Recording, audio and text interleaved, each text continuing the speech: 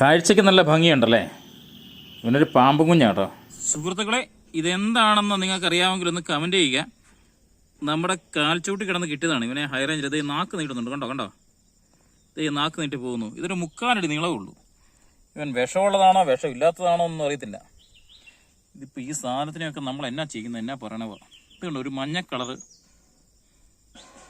പാമ്പ്, ചേരപ്പാമ്പിൻ്റെ കുഞ്ഞോ അങ്ങനെയൊന്നുമല്ല.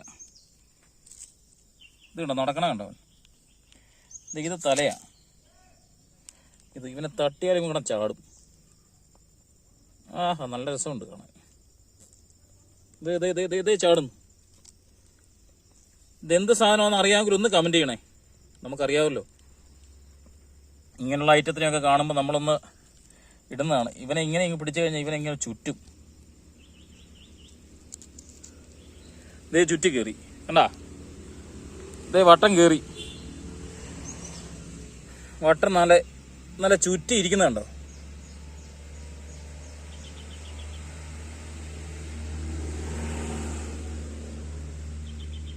ആഹാ, 8